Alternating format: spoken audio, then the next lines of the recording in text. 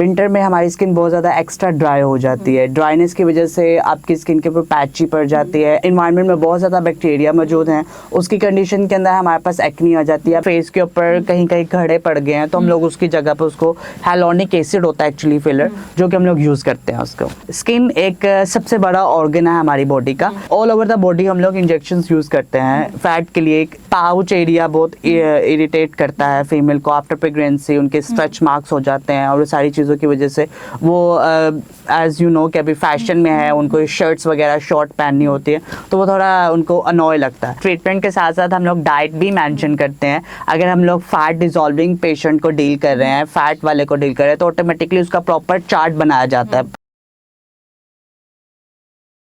अस्सलाम वालेकुम, TV today के साथ मैं हूं अरूज मलिक। यकीनन आप सब खैरियत होंगे व्यूअर्स। आज हम बहुत एक अहम मसले पे बात करने जा रहे हैं।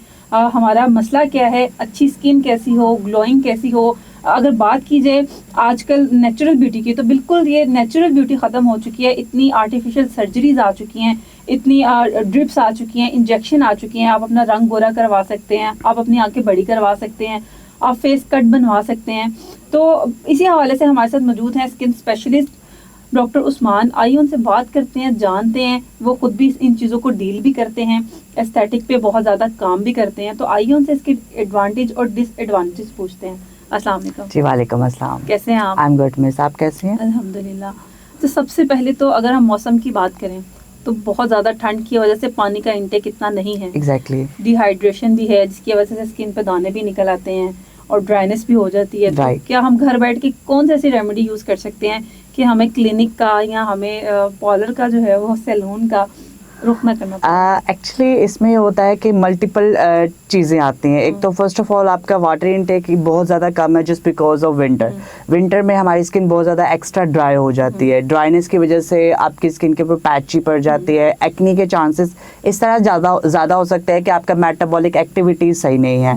फर्स्ट ऑफ ऑल एक तो हमारा डिटॉक्सिफाई होनी चाहिए बॉडी, मेटाबॉलिक एक्टिविटीज़ ओके होनी चाहिए। हाँ, हमारा स्टमक जो है वो H. पाइलोरी एसिडिक इन्वायरमेंट में चला जाता है, जिस वजह से एक्नी के चांसेस बहुत ज़्यादा बढ़ जाते हैं। जब एक्नी बढ़ती है तो उसके सिलसिले में हमारी स्किन की डैमेजिंग फेजेज में चला जाता है। डैमेजिंग के साथ साथ हमारी स्किन के ऊपर पैच और डिकलरेशन हो जाती है। ये सारी चीज़ें वेदर के अकॉर्डिंग आ जाती है। ज़रूरी नहीं है कि ड्राइनेस की वजह से ही हो, हम इन्वायरमेंट में बहुत ज़्यादा बैक्टीरिया मौजूद हैं, उसकी कंडीशन के अंदर हमारे पास एक्नी आ जाती है। अब एक्नी की टाइप्स आती हैं हमारे पास। अगर हमारी एक स्ट्रेस एक्नी आती है, एक बैक्टीरियल एक्नी आती है, एक हार्मोनल एक्नी आती है, ठीक है। इसकी मेन जो काजेज होते हैं, वो जो मेन एरिया ऑफ एक्नीज होते हैं, फोरहेड पे एक्नी है तो दैट विल कॉल्ड हमारी स्ट्रेस एक्नी होती है। देन हमारी चीक्स एरिया पर एक्नी हो तो we can say it's a bacterial acne. अगर हमारे चिन एरिया पे एक्नी आती है तो that will called as hormonal acne. इनको हम रेड ऑफ मल्टीपल ट्रीटमेंट्स के जरिए, मल्टीपल डायग्नोसिस के जरिए हम उसको कवर करवा सकते हैं। अच्छा, जैसे मेरे अगर फोरहेड पे एक्नी है तो ये स्ट्रेस की वजह से है? ये एक्नी नहीं है आपकी, पहले तो दीज आर कोडोन्स, राइट। ये हमारे मीलियाज हैं जो कि मल्टीपल मेकअप यूज़ करने की वजह से या उसको प्रॉपर क्लीन नहीं किया जाता तो एक बम्पीनेस ऑफ स्किन आ जाती है, जिसको हम लोग कोडोन्स या तो हम लोग मीलियाज कंसीडर करते हैं। इसको हम लोग प्रॉपर क्लीन करना चाहिए। ये एक्नी नहीं है आपकी, पहले तो ठीक है। एक्नी प्रॉपर उसकी शेप होती है, उसकी एक साइड इफेक्टेड उसकी शेप आ रही होती है। दिस इज कॉल्ड कोडोन, या तो हमारे इसके ऊपर कोडोन्स कह सकते हैं या हम लोग उसको मीलियाज कंसीडर कर सकते हैं। और इसको हम लोग प्रॉपर क्लीन करें आफ्टर मेकअप। आप प्रॉपर एक क्लेंजर रखें, प्रॉपर एक हाइड्रेटर रखें जिससे आपकी स्किन को प्रैप किया जाए, क्लीनिंग की जाए। फिर उसके बाद हम लोग एक न्यूट्रलाइजर मिलता है स्प्रे, ठीक है। आपको आफ्टर मेकअप मतलब मेकअप करने के, क्लीनिंग करने के बाद एक न्यूट्रलाइजिंग भी यूज़ करनी चाहिए ताकि आपकी स्किन के पोर्स मिनिमाइज हो जाए। अगर न्यूट्रलाइजर नहीं है तो फुल ये आता है कि हम लोग उसको आइस कर लें, मतलब फॉर सम सेकंड्स के लिए हम लोग आइसिंग कर लेंगे। उससे हमारे पोर्स जो होंगे वो मिनिमाइज हो जाएंगे, तो हमारे मेकअप अंदर स्टे नहीं कर पाएगा। जब मेकअप स्टे नहीं करेगा तो कोई भी डिस्टर्बेंस ऑफ स्किन नहीं हो पाएगी। तो अगर सैलून का रुख किया जाए तो एस्थेटिक में अगर जाया जाए तो उसमें क्या क्या चीज़ें आ सकती हैं? एस्थेटिक की बात की जाए तो एक प्रॉपर एक मेडिकेटेड टर्म है एस्थेटिक, जिसके अंदर हम लोग प्रॉपर मेडिसिन के ज़रिए, प्रॉपर SOPs के ज़रिए हम लोग पेशेंट्स को ट्रीट करते हैं। फर्स्ट ऑफ ऑल एक तो उनकी हिस्ट्री ली जाती है कि एक्चुअल चल क्या रहा है, और उसके अकॉर्डिंगली हम लोग डील करते हैं। हम इसमें अगर आपके इस टाइम के लिए कोडोन्स की बात की जाए तो हम लोग इसको प्रॉपर डीप हाइड्रा डर्माब्रेजर के साथ इसको क्लीन अप करवा सकते हैं। डर्माब्रेजर होता है वो सख्त करता है आपकी सारे डैब्लेट्स को, ताकि आपकी स्किन की सारी डैब्लेट्स एक्सट्रैक्ट कर ली जाए और स्किन क्लीन हो जाए। अगर एक सेशन लिया जाए तो फिर दोबारा भी लेने की ज़रूरत होती है? वो डिपेंड करता है कि आप उसको फॉलो अप पे रखते हो कि नहीं। लाइक अगर आपने कोई चीज़ करवा ली है तो उसको डेली रूटीन के अंदर आपको यूज़ करना चाहिए। लाइक आप हाउस होल्ड रूटीन के अंदर मल्टीपल स्टफ होता है जो कि क्लिनजिंग होगी, आपकी हाइड्रेशन होगी, मॉइस्चराइजर हो गया, ये आपको यूज़ करना चाहिए। सम पेशेंट करवा लेते हैं, वो करवाने के बाद कहते हैं एक दफ़ा करवा लिया वी आर सेटिस्फाइड, मतलब हो गया ओके, उसके बाद हम लोग उसको करने की ज़रूरत नहीं है। नहीं, आपकी घर पे भी केयर ज़रूरी है, प्रिकॉशन ज़रूर फॉलो करनी चाहिए, सिर्फ डॉक्टर के ऊपर रिले नहीं करना चाहिए। अच्छा, अगर बात की जाए अब ड्रिप्स लगती हैं, कलर फेयर हो जाता है, इंजेक्शन आ गए हैं, एंटी एजिंग की अगर बात की जाए, रिंकल्स नहीं आपके फेस पे पड़ते, तो क्या इसके साइड इफेक्ट नहीं होते? अच्छा, इसके साइड इफेक्ट एज सच अगर आप वाइटनिंग इंजेक्शन की जो बात करिए, दीज आर आर ग्लूटाथायोन्स। अगर ग्लूटाथायोन्स को हम लोग साइंटिफिकली और मेडिकल टर्म में देखा जाए तो it's a salt which actually help to improve immunity. ये हमारी इम्यूनिटी को इम्प्रूव करवाता है। जैसे हमारी इम्यूनिटी इम्प्रूव होती है, इम्यूनिटी इम्प्रूव होने के बाद हमें सेल्स एक्टिवेट करते हैं, एक्टिवेशन के बाद हमारी स्किन का कलर या हमारे मेलानिन की इनहिबिशन हो जाती है।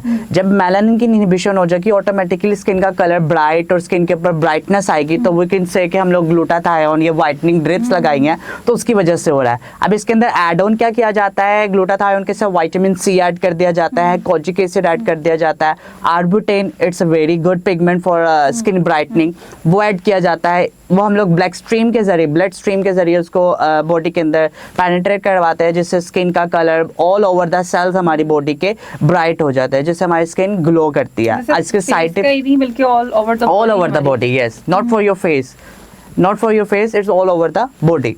उसमें अगर साइड इफेक्ट की बात की जाए तो इसका ऐसा कोई साइड इफेक्ट होता नहीं है। हाँ, अगर किसी चीज़ का एक्सेस यूज़ कर लेना, वो बॉडी में ड्रॉबैक तो ऑब्वियस है, छोड़ेगा ही छोड़ेगा। बट ये है कि उसकी क्वांटिटी रखी होती है बॉडी वेट के अकॉर्डिंगली, बॉडी साइज़ के अकॉर्डिंगली, एक तो एज के अकॉर्डिंग, उसकी सारी क्वांटिटी को मैच करते हुए हम लोग उसकी पोटेंसी सेट करते हैं। इंजेक्शन की पोटेंसी सेट करने के बाद इंसान की बॉडी के अंदर एब्जॉर्ब करवाई जाती है। अच्छा, अक्सर हम सोशल मीडिया पे वायरल देखते हैं, कभी कोई एक्टर जो है वो ड्रिप लगवा रही है, कभी कोई कुछ कर रही है, वो कौन से इंजेक्शन और ड्रिप्स होती हैं? अच्छा, वो भी यही होती है, एक मल्टी विटामिन ड्रिप होती है जिसमें जो मैंने अभी सारे इंग्रेडिएंट आपको पहले बताए वो यूज़ हो रहे होते हैं, और साथ में ग्लूटाथायोन ऐड किया जाता है। इट जस्ट बूस्टर्स आपकी बॉडी को एक्टिवेट करने के लिए, आपकी बॉडी को एनर्जेटिक करने के लिए। ये सारे बूस्टर्स हैं जो आपकी बॉडी एक्टिव होती है, एनर्जेटिक होती है, तो आप ऑब्वियस काम ज़्यादा करते हैं। मेरे पेशेंट्स के रिव्यू ये रहते हैं कि हम लोग आफ्टर दिस हम लोगों को बॉडी में एनर्जी फील होती है। जो हम लोग 2 घंटे काम कर रहे होते हैं वो हमारे 4 घंटे में कन्वर्ट हो जाते हैं। मतलब वो स्टिफनेस नहीं आती बॉडी के अंदर, एक एक्टिवनेस आ जाती है। अगर एजिंग ट्रीटमेंट्स की बात की जाए, वो जो रिंकल्स और ये सारी चीज़ें, इसमें हमारे पास इन्वेसिव और नॉन इन्वेसिव दोनों आते हैं। नॉन इन्वेसिव में हमारे पास हाइपो आरएफ जो कि लिफ्टिंग करवाता है हमारी स्किन की। Somehow people having double chin, उनको इशू होता है, एक्ट्रेस को भी मोरली क्योंकि उनको टीवी पे नज़र आना होता है तो वो ऑब्वियस उनको करना पड़ता है। सो उसके लिए हमारा हाइपो आता है। उसके अलावा हमारे पास आरएफ होता है, रेडियल फ्रिक्वेंसी हीट होती है। ये एक्चुअली आपके फैट को डिसॉल्व करवाती है और लिफ्ट कराती है, आपके मसल्स को रिकनेक्ट करती है। डिसॉल्व करती है, कट वगैरह लगा के नहीं? नहीं, कट नहीं, ये नॉन इन्वेसिव में बात करें। अगर हम इन्वेसिव की बात की जाए तो हमारे पास फिलर आता है, बोटॉक्स आता है, बोटॉक्स फॉर आवर रिंकल्स, ठीक है, फेस के जहाँ जहाँ रिंकल्स हैं ऑल ओवर बॉडी हम लोग बोटॉक्स को यूटिलाइज कर सकते हैं, ठीक है। उसके अलावा हमारे पास फिलर आता है। फिलर हमारे जो डार्क सर्कल समहाउ या होलोनेस हो जाती है, एरिया फेस के ऊपर कहीं कहीं घड़े पड़ गए हैं, तो हम लोग उसकी जगह पर उसको हाइलोनिक एसिड होता है एक्चुअली फिलर, जो कि हम लोग यूज़ करते हैं उसको।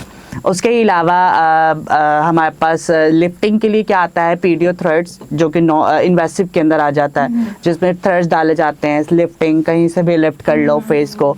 जॉ लाइन प्रोमेंटेशन के लिए फिलर यूज़ किया जा सकता है, ठीक है। और उसके अलावा हमारे पास जो नॉन इन्वेसिव में एज आई टोल्ड के आरएफ और रेडियल फ्रिक्वेंसी होगी, और प्लस उसके साथ हमारे पास आएगी हाइफो, जो कि सब चीज़ों को कवर करवाएगी। और इन्वेसिव के अंदर फैट को रेड करने के लिए फैट डिसॉल्विंग इंजेक्शंस हैं हमारे पास। कितने सेशन में जो है फैट अब सिर्फ फेस का ही काम होगा, ऑल ओवर द बॉडी भी हो सकता है? हाँ, ऑल ओवर। अब हम हेड टू टो तक डील करते हैं बॉडी को, ठीक है। स्किन एक सबसे बड़ा ऑर्गन है हमारी बॉडी का, जिसको हम लोग डील कर रहे हैं फिलहाल। So all over the body हम लोग इंजेक्शंस यूज़ करते हैं फैट के लिए। सबको समहाउ इशू होता है। फीमेल को अगर बात की जाए तो उनको पाउच एरिया बहुत इरिटेट करता है फीमेल को। आफ्टर प्रेगनेंसी उनके स्ट्रेच मार्क्स हो जाते हैं, और सारी चीज़ों की वजह से वो एज यू नो कि अभी फैशन में है, उनको शर्ट्स वगैरह शॉर्ट पहननी होती है, तो वो थोड़ा उनको अनॉय लगता है। तो ऑटोमेटिकली उस चीज़ के लिए हम लोग उनको फैट डिजॉल्विंग और डिफरेंट ट्रीटमेंट्स के ऊपर, स्ट्रेचिंग ट्रीटमेंट के ऊपर, EM स्कल्टअप एक बहुत अच्छा है जो कि फैट को रिड करवाता है, टाइट करता है बेली को, मार्क्स को रिकवर करवाता है। So yes, this is all will be going on. तो ये सारी जो खूबसूरती है, मुझे लगता है पैसे वाले सिर्फ इसे वेयर कर सकते हैं, अभी हम लोग जो बस में ये चीज़ नहीं है। नहीं, ऐसा भी नहीं है, इतना भी महंगा नहीं होता। बट ये कि हाँ, अगर आप बात करें कि मल्टीपल और एक्सपेंसिव ट्रीटमेंट्स, वो हमारे फिर एजिंग ट्रीटमेंट्स आ जाते हैं, ठीक है। बाकी नॉन इन्वेसिव जो हैं वो इतने एक्सपेंसिव नहीं है, ठीक है। वो हम लोग वैसे भी आजकल बहुत ज़्यादा सेचुरेशन हो गई हुई है मार्केट में, तो इस चीज़ को लेके काफ़ी लो प्राइस पे ही रख के चलते हैं ताकि सब लोग अवेल कर पाए इस चीज़ों को। अच्छा, मेरी स्किन को देख के आप क्या जज करते हैं कि और मुझे क्या रिकमेंड करते हैं? आपको तो फर्स्ट ऑफ ऑल फेस को प्रॉपर क्लीन करना चाहिए। एज अभी राइट नाउ मुझे जो नज़र आ रहा है, आपके पोर्स काफ़ी ओपन है, उन पोर्स को मिनिमाइज करवाना चाहिए। इसके लिए हमारे पास माइक्रो नीडलिंग प्रोसीजर होता है, जिसको हम लोग PRP भी कहते हैं, जो कि हम आपका ब्लड लेके उसमें से सैंपल सेपरेट करते हैं और उसमें से वाइट सेल्स को आपकी स्किन के अंदर इंसर्ट करते हैं ताकि आपका कोलेजन बिल्डअप करे।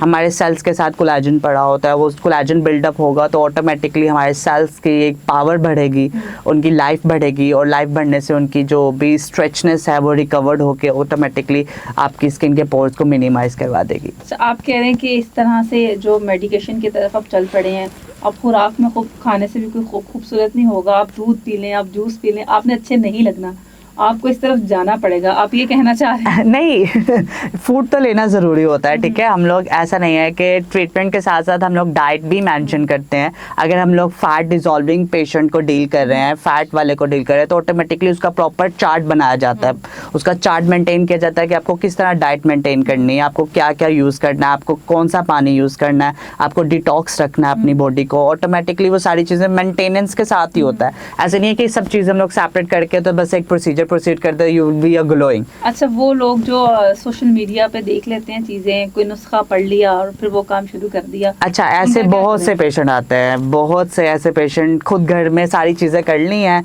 सारी स्किन बर्न कर ली है, स्किन को अच्छी खासी क्रीमें मिक्स कर करके मुंह पे लगाने के बाद फिर हमारे पास आते हैं, प्रॉपर कैपिलरीज प्रोमिनेंट हो रही हैं, सारी वेन्स नज़र आ रही हैं, मतलब इतना स्किन की लेयर्स उतर जाती है ना, क्रीम वो स्किन के ऊपर से लेयर ही उड़ाती है। एग्जैक्टली, वो स्किन की लेयर्स उतर जाती हैं, ऑटोमेटिकली आपके नीचे से कैपिलरीज प्रोमिनेंट होने लग जाती हैं। आप थोड़ा सा भी हीट में जाएंगे, चूल्हे के पास जाएंगे, सन में जाएं, आपकी स्किन इतनी रेड हो जाती है और प्रॉपर वहाँ से ऐसा लगता है जैसे ब्लड बाहर आने लगा। ऐसे पेशेंट बहुत से आते हैं। अच्छा, लोग ब्लीच भी बहुत ज्यादा करते हैं। हाँ, ब्लीचिंग बहुत ड्रॉबैक रहता है हमारी स्किन की लेयर के लिए। हमारी 7 लेयर ऑफ स्किन होती है, जो फर्स्ट 7th लेयर होती है वो हमारी डैमेज होती है ब्लीच के साथ। वो सर्टेन टाइम के लिए हम लोगों को तो लगता है एक ब्राइटनेस आ गई फेस के ऊपर, एक ग्लो आ जाए। ब्लीच नहीं करनी चाहिए, बिल्कुल नहीं करनी चाहिए। बिल्कुल नहीं। ऑल्टरनेट क्या किया जाए? उसके ऑल्टरनेट आप पीलिंग पे जा सकते हैं, आप उसकी पील करवा सकते हैं, केमिकल पील अवेलेबल हैं। लेकिन केमिकल है। हाँ, केमिकल पील उसको कहा जरूर जाता है, but it will not be, वो आपकी स्किन को डैमेज नहीं करे, आपकी स्किन को ऊपर से रिमूव जरूर करिए, लेकिन नीचे वाली स्किन को हीलिंग का टाइम दे रही है। नहीं, लेकिन लोग जो है वो नॉर्मली ब्लीच करते हैं कि जो उनके काले बाल हैं फेस के वो गोल्डन हो जाए। उसके लिए हमारे पास लेजर है। हाँ, आप उसके लिए लेजर करवा सकती हैं, हेयर रिमूवल लेजर। उसके मल्टीपल सिटिंग करवाई जाती है। आप ये ब्लीचिंग से भी जाएंगी, वैक्सिंग से भी जाएंगी, बट लेजर इज गुड कि एक तो इफेक्टिव रहता है और इसका लॉन्ग टाइम तक रिजल्ट्स रहते हैं। उसकी मल्टीपल सिटिंग के बाद आपके बाल आना खत्म हो जाते हैं। अच्छा, पाकिस्तान में टेक्नोलॉजी इतनी स्टेबल हो गई है कि उस पर हम यकीन कर सकते हैं? यस, क्योंकि Right. हर बंदे ने तो अब अपना एक एक अलग से सेटअप बनाया हुआ है, किस पे यकीन किया जा सकता है। हाँ, आप उनसे अगर जा रहे हैं किसी के पास तो आप उससे उसकी टेक्नोलॉजी के बारे में ज़रूर आंसर क्वेश्चन कीजिएगा कि आप कौन सी मशीन यूज़ की जा रही है या कौन सी लेज़र मेरे फेस पे यूज़ की जा रही है।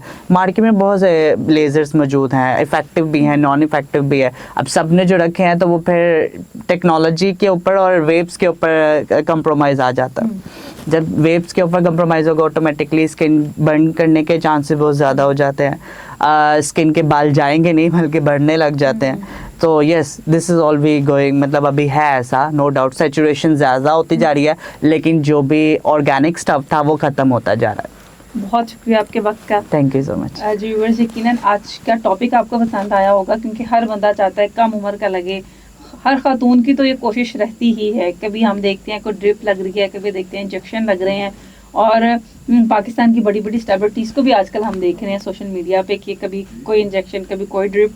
तो हमने कोशिश की कि आपको ये बताने की, आपको कि घर बैठे आपको अच्छी सी इंफॉर्मेशन जो है वो डिलीवर करें, किस तरह से आप खूबसूरत लग सकते हैं। इसमें ये भी नहीं है कि आपने सिर्फ टेक्नोलॉजी की तरफ जाना है। आप कोशिश करें कि अच्छी खुराक खाएं, पानी शानी पिएं ज़्यादा, तो खुद को मेंटेन रखें, तो यकीनन आप खूबसूरत लग सकते हैं।